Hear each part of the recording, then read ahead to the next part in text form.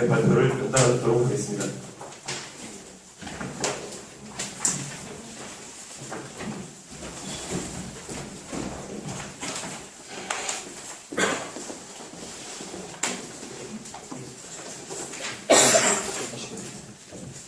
네, 안녕하세요. 한남대학교의 박건호입니다.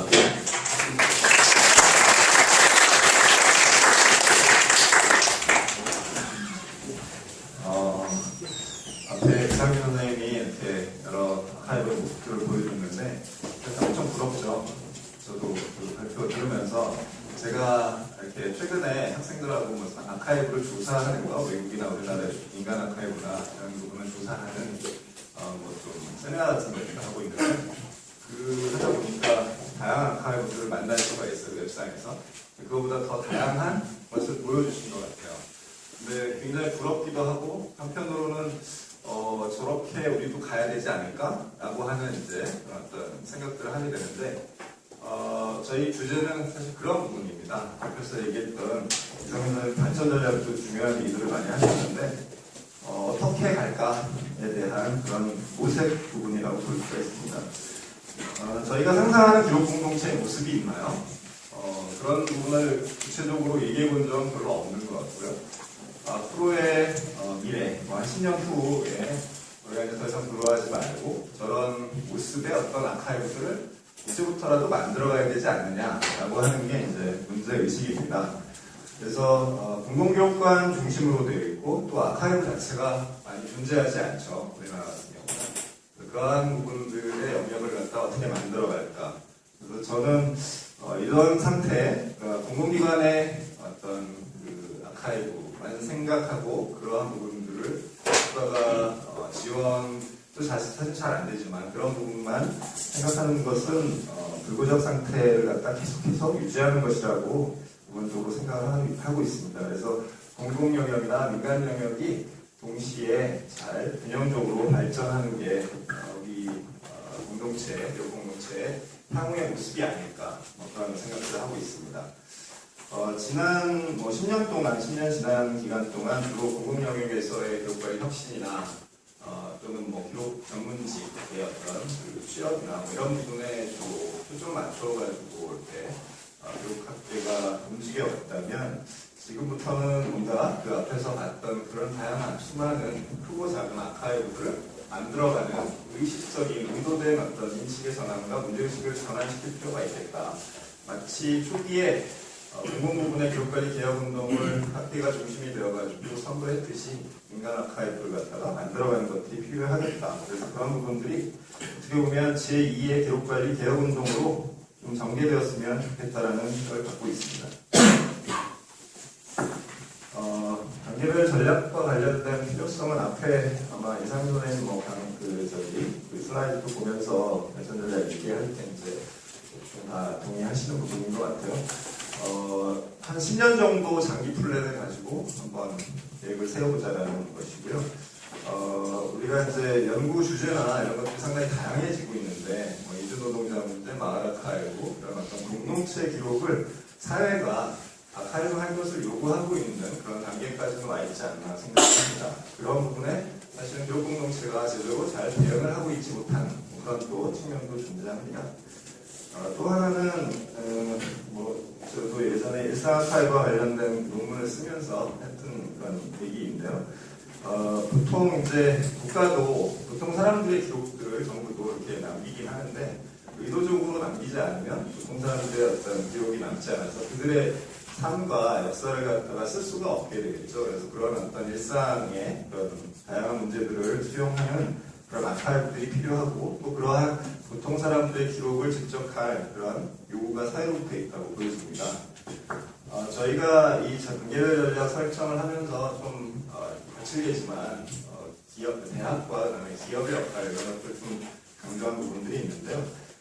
기업 같은 경우는 투명성을 요구하는 기업의 투명성을 요구하는 시대이고 또 사회적인 어떤 책임에 대한 그런 부분도 상당히 증대하고 있다고 보여집니다. 그래서 그러한 것을 아카이브를 통해 가지고 일정한 역할들을 기대할 수 있지 않을까 그런 생각이 들고요. 또 하나는 대학이 우리도 이제 대학교육관 협의회도 있고 의외로 우리나라의 대학교육관들이 상당히 많습니다. 사립대학에. 근데 그러한 대학이 자기들의 어떤 기록들을 수집하지만 지역에 있는 어떤 커뮤니티나 이런 데하고는 전혀 관계를 하지 않거든요. 근데 열린대학이라고 하는 부분들은 뭐 사회교육원 이런 그런 것들을 운영을 하면서 사실은 지역 주민들하고 이미 소통을 하고 있는 것이거든요. 근데 그러한 어떤 기록을 관리하는 그런 아카이브에서는 대학 기록관에서는 거기까지는 아직까지 사고하고 있지 못하는데 그러한 부분이 좀 기능적으로 확대돼야 되지 않느냐 그런 생각을 했습니다. 그 다음에 하나는 사실은 저희도 거의 대부분 학생들이 취업을 하죠. 그러니까 연구사가 되는 게 대학원에 오는 동기이기도 하지만 또 그것을 목표로 해가지고 어쨌든 진출도 하고 있지만 그것이 이제 만료가 되는 어떤 순간이 올 가능성이 있죠. 그런 어떤 진로의 문제. 그러면 나중에 기록학을 연구하는 사람들은 대학원에 오지 않을 가능성이 많습니다. 공공영역에 모든 사람이 다 취직을 해버리면.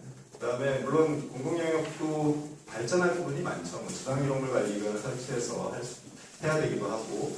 하지만 그 어떤 포화 상태에 이르렀을 때를 또 대비해야 되는데 그런 부분들이 한 10년 정도는 또 걸리지 않을까. 굉장히 심각한 문제들이 같이 존재한다고 보여집니다. 저는 기본적으로 초기 단계에서는 국가가 의식적으로 의도된 어떤 민간 아카이브 지능과 관련된 여러 정책들을 펼쳐 나가야 된다고 생각하고요. 그래서 학회가 그런 부분에 대한 어떤 연구들을 해서 예산을 갖다가 어느 부분에 투입하고 어떤 부분을 제도화하고 뭐 이런 고민들을 학과에 이미 연구를 해서 그런 상황이 왔을 때 답을 내놔야 된다고 이렇게 생각을 하고 있습니다. 저희 발표문이 두 개인데 이 주제에 대한 저희가 왔을 때 이 주제를 발표하는 제안이 왔을 때 지금 저희 학교에 이 논문을 준비하고 있는 김혜중 선생님이 있어서 같이 이제 발표문을 준비를 했습니다. 그 부분은 김혜중 선생이 발표를 하도록 하겠습니다.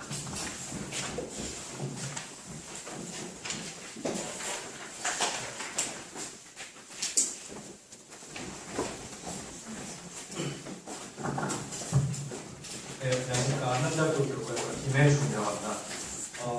교수님께서 말씀하신 부분 뒤에 이어서 이제 발표를 할 건데요. 3장 민간기록관 현황과 문제점 부분을 좀 발표를 하겠습니다. 그래서 먼저 기록관 현황부터 저희가 이제 표를 만들어 봤는데요. 분류명 같은 경우에는 다른 것보다도 기록관 과 관련한 연구 논문이라든가 혹은 이제 웹 검색 등을 통해서 그리고 실제 현장을 다녀오신 분들의 이제 말씀을 통해서 이제 어떤 기록관들이 있는가 이렇게 하다 보니까 이런 식의 기록관들이 있다. 이건 사실 어떤 분류 방법론을 통해서 분류를 한 건 아니고요.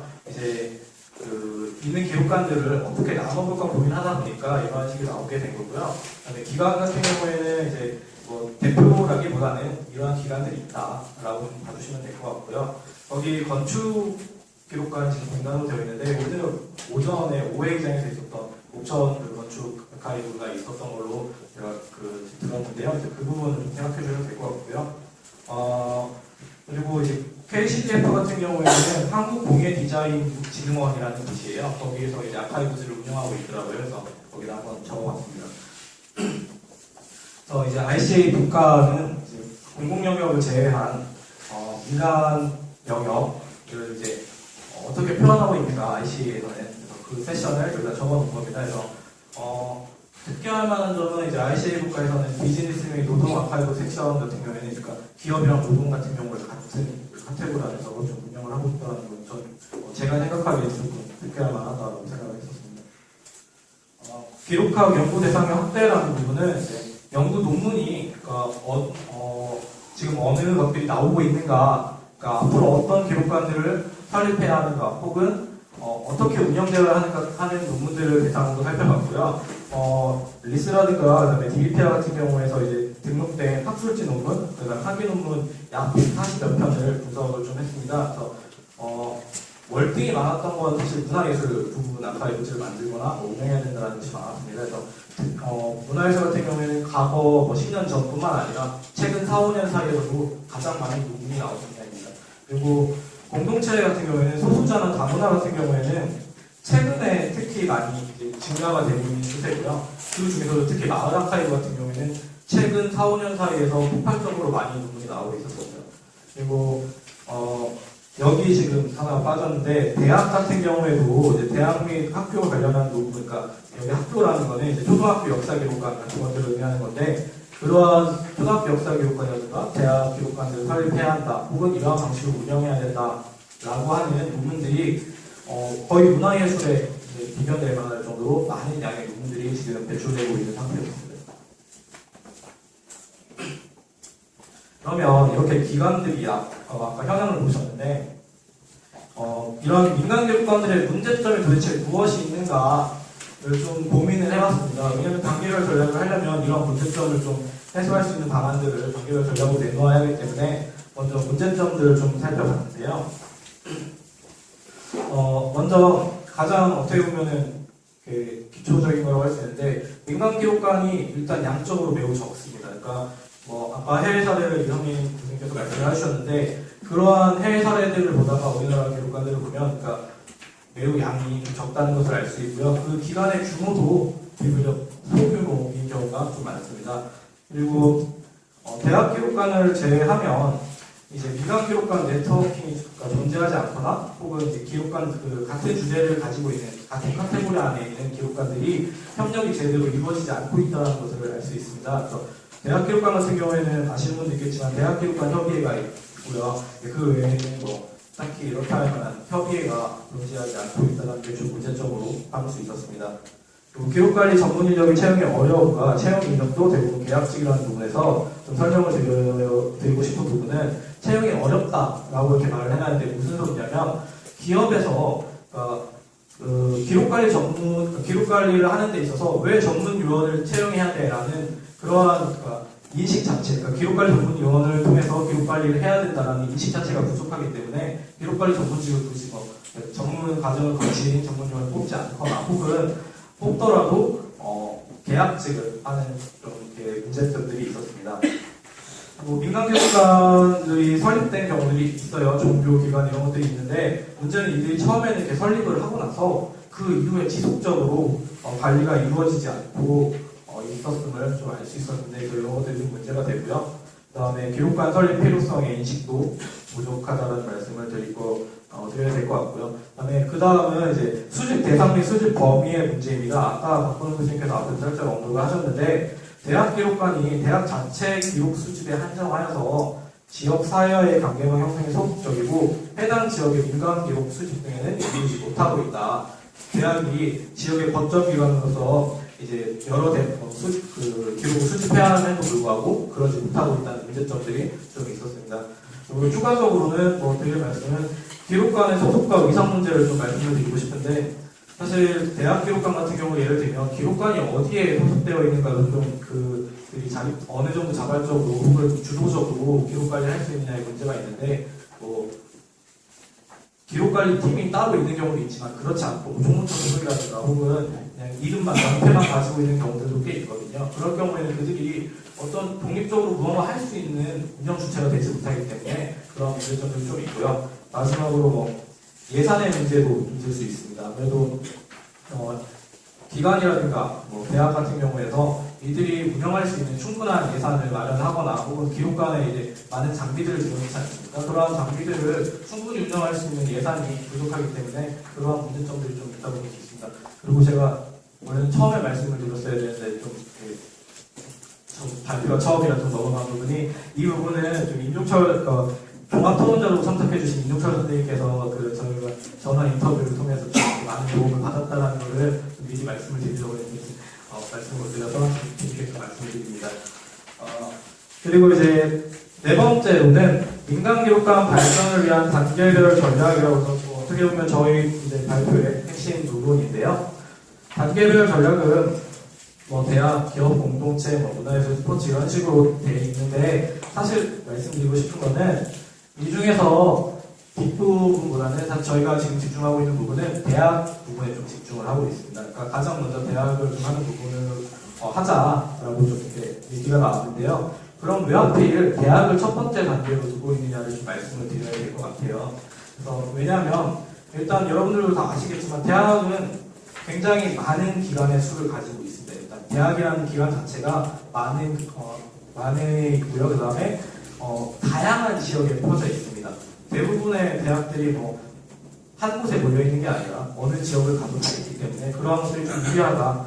그리고 대학 같은 경우에는 아까 역시도 각광님께서 말씀 좀 해주셨지만 이미 기록관이 설립되어 있거나 혹은 기록관은 없더라도 기록관리팀 혹은 그러니까 이러한 것들을 관리할 수 있는 팀들이 존재하는 경우들이 다른 기관들보다 상당할 수 있습니다. 그러니까 이들을 자극하면 기록 관리를 좀 이렇게 발전하는 데 좀 유리하다라고 판단을 좀 했고요. 그리고 대학 기록관 협의회 아까 말씀드렸던 네트워크가 존재하기 때문에 이 연구 역량을 집중하거나 네트워킹을 통한 특성화를 하는데 이들이 다른 기관보다는 좀 용이하고 또 유리하다라고 판단을 했습니다. 그래서 이 단계별 전략에 이러한 단계가 있다는 것에 나는 동의하지 않는다라고 하시더라도 대학을 저희가 첫 번째 근거를 가는 이유는 이러한 제가 말씀드린 근거가 있다라고 말씀드리겠습니다. 그리고 민간 아카이브 이제 단계별 전략을 본격적으로 말씀을 드릴 텐데요.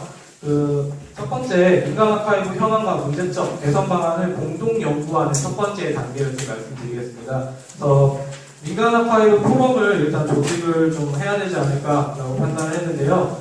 역시 첫 번째 아까 보시면 단계 방향에서 대학을 집중으로 하고 있거든요. 여기서도 단계별 전략에서도 역시 계속 말씀드리는데 대학을 집중적으로 말씀을 드릴 겁니다. 대학 기록관 협의회, 이 있는 협의회를 기반으로 해서 새롭게 만든 대표단 이들 기반으로 해서 포럼을 활성화시키는 방안에서 이들을 통해서 기록학 연구 역량을 집중시키는 첫 번째 단계를 좀 설정을 해봤습니다. 그리고 이제 제도 개선 단계를 좀 보는데요.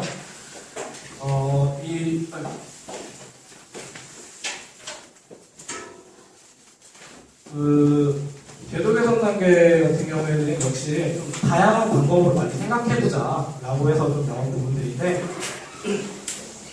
첫 번째는 이제 국가기록위원회에 민간 영역 관련 분야, 그러니까 특별위원회를 좀 설치를 한번 해보자 할 수 있으면, 민간기록발전위원회라는 그러니까 가칭이죠. 이 민간기록발전위원회를 한번 설치를 해보자라는 좀 생각을 좀 해봤고요. 그리고 민간기록관 진흥법을 제정을 한번 해보자라고 좀 얘기가 나왔는데요. 사실 원래 논문을 이쪽 방향으로 쓰고 싶었는데 밑에 주석을 보시면 2012년 2월에 김유진 선생님께서 논문을 한 편 내셨어요. 우리나라 민간교육관의 진흥을 위한 법제화 방안이었고요. 제 논문 주제를 좀 수정하는 계기가 됐는데 이분 이제 영역에서 좀 따온 부분입니다. 그래서 조항 같은 경우에 4조나 5조 같은 이런 경우는 저희가 이제 이 논문을 좀 보다 보니까 이런 부분들이 좀 빠져있거나 혹은 부족한 부분들이 있어서 나중에 이제 기록관리진흥법을 만들 때는 이러한 부분들도 좀 들어가야 되지 않겠느냐 해서 조항을 좀 추가한 부분들이 있고요. 그 정의라든가 적용 범위에 대한 글 자체는 김유진 선생님 논문에 있는 부분을 인용을 좀 했습니다. 그래서 이게 지금 그냥 간단하게 조항만 내고 있지만 앞으로 진흥법이 된다면 이러한 조항들을 좀 포함했으면 좋겠다 정도로 생각을 해주시면 될 것 같습니다. 그리고 하나 말씀을 드려야 될 게 기록관 기준에 대한 부분인데 이게 민간 분야는 아시다시피 다양한 분야를 가지고 있기 때문에 하나의 공통된 기준을 가지고 있기에는 조금 힘들 수도 있겠다라는 생각을 해서 그러니까 각 분야별로 맞는 특성에 맞는 기록관 기준을 마련해야 되는 게 중요하지 않겠느냐라고 생각을 했습니다. 기록관리법을 개정을 좀 하자는 좀 얘기가 있었는데 왜냐하면 사립뿐만 아니라 국공립대학을 한꺼번에 지원하려면 이제 법 자체가 조금 개정이 필요하다라는 것이었는데 국공립대학 기록관을 아카이브 설치를 좀 의무화를 시켜서 이제 같이 좀 관리하는 방향으로 하는 것이 좋겠다라는 말씀이 나왔고요. 그다음에 정부가 각 대학을 지원한다. 이거는 좀 예시적 성격이라고 좀 보시면 될 것 같은데 이러한 예도 있을 수 있다라고 보시면 될 것 같은데 좀 설명을 드리면 1차 이 50개 기관이나 이런 것들은 숫자에 너무 연연하지 마시고요. 이러한 방안이 있다고 보시면 될 것 같은데 대략적으로 1차형 50개 기관을 선정을 하고 이들에게 연당 한 10억 정도 그리고 한 3년 정도의 꾸준한 지원 그러니까 단발성이 아니라 꾸준한 지원들을 한번 해보자. 이렇게 해서 이들이 이제 기록관을 만들 수 있는 일종의 촉진제 역할을 좀 한번 해보자라는 것이 좀 얘기가 나온 부분이거든요. 그래서 그 대신 이들이 선정된 대학 기관 같은 경우에는 이제 거기 나와 있는 것처럼 아까 문제점으로 나왔던 게 대학 기록관들이 대학 기록만 수집하고 있다고 말씀드리지 않았습니까? 그래서 지역사회 기록들도 같이 모을 수 있는 방안으로 이렇게 돼야 된다라는 것입니다. 그리고 민간 아카이브 포럼이 아까 첫 번째 단계에 있었는데 사실 포럼 단계에만 머물러 있을 수는 없거든요. 언제나 연구 단계에 있을 수 없기 때문에 이들을 이제 좀 더 발전시켜서 협회 단계에 이르는 좀 이런 것들이 필요하지 않을까 생각을 했습니다. 그래서 뭐 이것도 역시 가칭입니다. 한국기록관협회를 설립해서 이 부분에서 민간 영역들과 관련한 다양한 분과를 마련해서 뭐 좀 지원을 하는 방안들, 연구하는 방향들을 좀 설정을 해보자라는 것이고 그 다음 단계로는 민간 아카이브 진흥을 위한 거점기관을 주축으로 활동하는 단계입니다. 역시나 대학이 주축입니다. 그래서 대학 같은 경우에는 대학 중심으로 하는데 이제 각 대학이 대학 기록뿐만 아니라 지역사회 기록을 수집하는데 그럼 이 기록 수집을 무조건 하게 되면 만약에 중국 지역에 있는 대학 같은 경우에는 그 수집 대상이 중복될 수 있거든요. 그러면은 그건 오히려 예산의 낭비라고 생각할 수 있습니다. 그래서 어떻게 하면 되느냐? 그러면은 역할을 분담을 하자. 네트워킹을 통해서. 예를 들어가지고 여기 영영대학이라고 써놨지만 저희 대학을 예를 들면 한남대학교 같은 경우에는 기독교 관련 대학입니다. 그러면 이제 지역의 종교와 관련된 기록들을 한번 모아보자. 그리고 저희 쪽에 이제 모건대라고 좀 예술 쪽에 활발한 분야에 있는 대학이 있는데 그런 쪽에서는 문화예술과 그 대전 지역의 문화예술과 관련한 기록들을 수집하는 이런 특성화한 단계를 좀 한번 마련을 해보자. 이러면 중복되는 수집을 좀 막을 수 있지 않을까라는 생각을 좀 한번 해봤습니다. 그리고 이제 네 번째 단계에 있는데요. 민간 아카이브 제도를 이제 좀 고도화하는 단계입니다. 아까 진흥법을 마련을 해서 진흥법이라는 큰 토대의 지원법을 좀 이제 마련을 해보자라고 말씀을 드렸는데 그렇다면 이제 좀 더 구체적으로 각 기관들을 지원하는 법을 방안들을 좀 생각을 해보자라는 것인데요.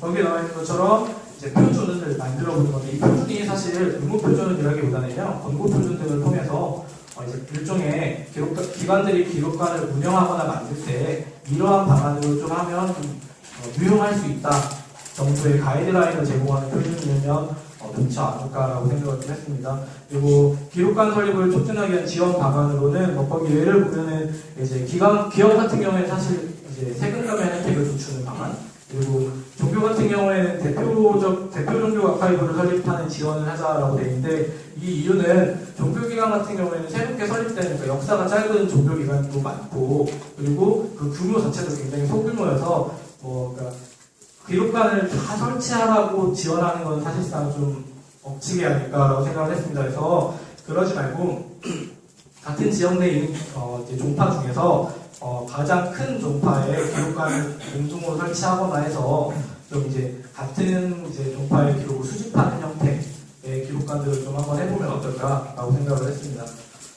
그리고 이제 한국기록관협회를 아까 만들자고 했는데 이런 곳에서 적극적으로 컨설팅 등을 통한 설립 운영을 지원하는 방안도 한번 얘기를 해봤습니다. 그리고 마지막 단계인데요. 문화유산기관의 연대 단계입니다. 그래서 지역의 아카이브와 함께 할 수 있는 박물관, 미술관, 도서관 등과 협력하고 그리고 이건 어떻게 보면 이제 궁극적인 이제 단계라고 보면 되겠는데 그 문화유산기관 발전 기본법이라는 이제 이런 아까 위에 나온 이제 박물관, 미술관, 도서관 그다음에 아카이브들을 통합해서 지원하고 발전을 도모할 수 있는 법을 한번 만들면 좋겠다라고 생각을 했습니다.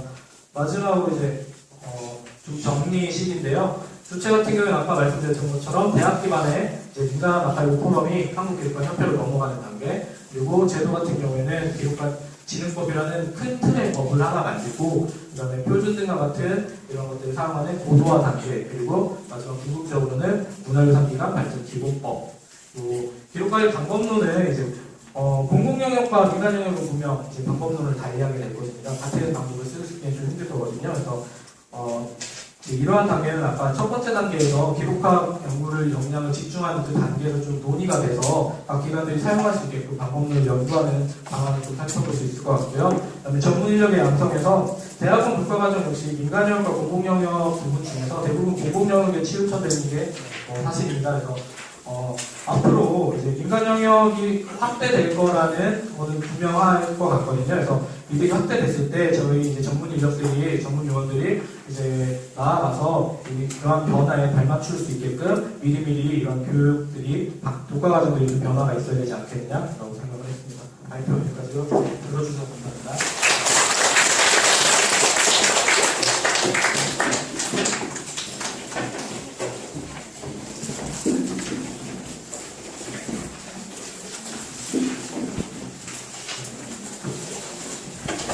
네, 두 번째 발표 마쳤고요. 첫 번째 발표와 두 번째 발표를 들으면서